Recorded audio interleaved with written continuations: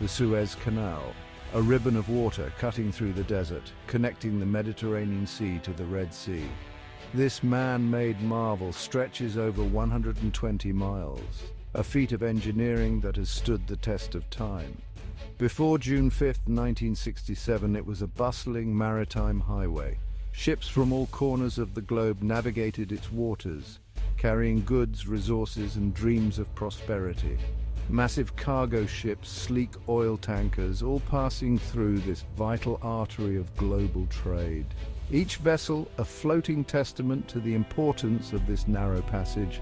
It was the shortest sea route between Europe and Asia, cutting travel times significantly and making global trade more efficient and cost-effective, a symbol of human ingenuity and international cooperation. The canal represented what humanity could achieve when nations worked together towards a common goal. But that was about to change. The events that unfolded would alter the course of history and the dynamics of global trade. The canal wasn't just a shortcut, it was an economic lifeline. Its closure or disruption could spell disaster for economies dependent on its smooth operation. European nations relied on it to transport oil and goods from the east. The energy that powered their industries and homes flowed through this narrow channel. Asian economies depended on it to reach Western markets. The products of their labor, from electronics to textiles, found their way to consumers across the globe via this route. The canal was a testament to the interconnected nature of the global economy. It was a crucial link in the chain of global commerce, binding continents together. What happened there in that narrow waterway would have ripple effects felt around the world. The Suez Canal was more than just a passage. It was a lifeline, a symbol of the delicate balance of global trade and cooperation. June 5, 1967. The Six-Day War erupts in the Middle East. Tensions between Israel and its Arab neighbors, already at a boiling point, explode into open conflict. The Suez Canal, a seemingly neutral passageway, gets caught in the crossfire. Egyptian forces, fearing an Israeli attack, move to close the canal. Ships already in the canal are ordered to stop. Those waiting to enter are turned away. The canal, once a symbol of interconnectedness, becomes a barricade. The closure was swift, unexpected, and sent shockwaves through the international community.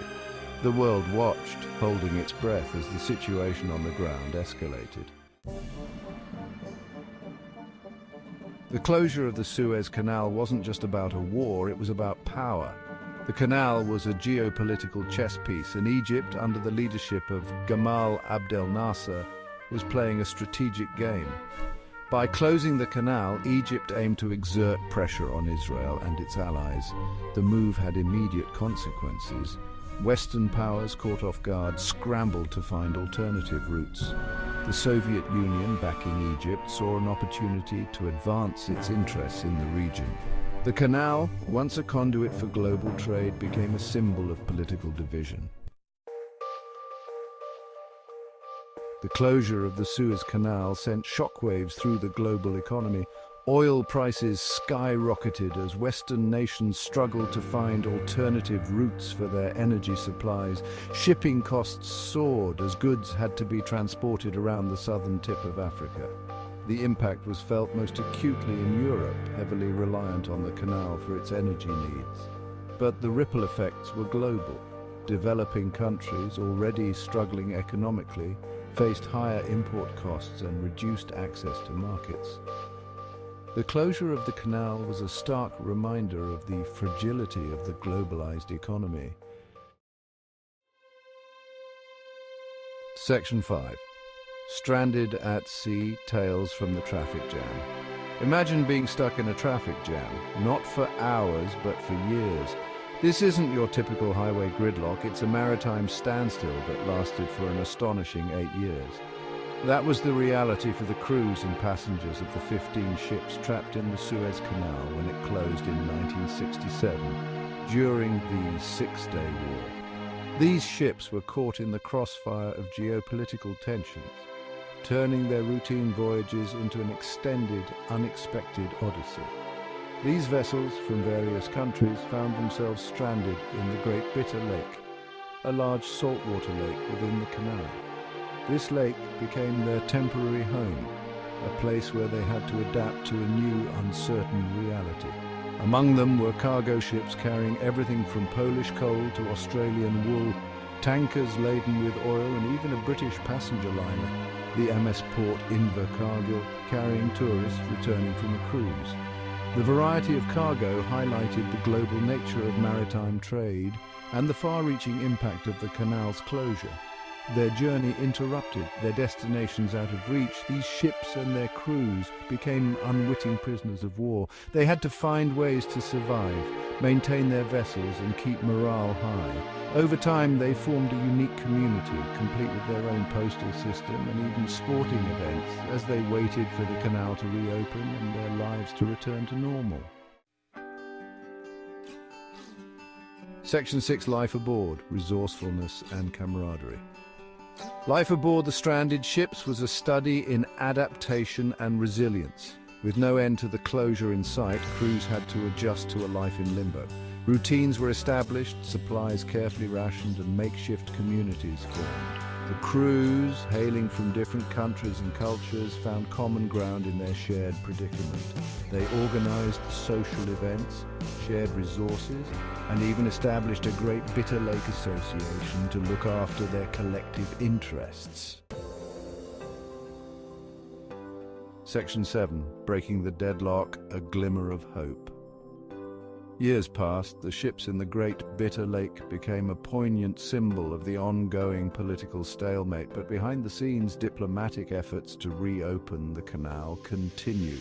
International pressure mounted as the economic and political costs of the closure became increasingly untenable.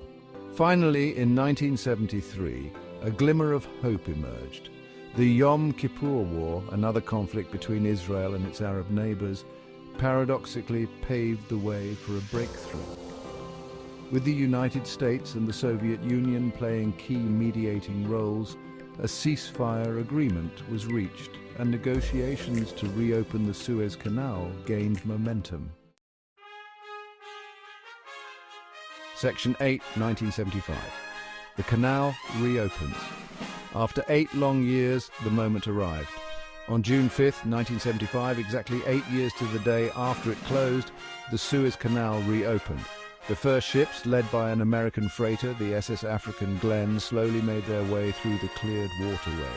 The reopening was met with relief and celebration.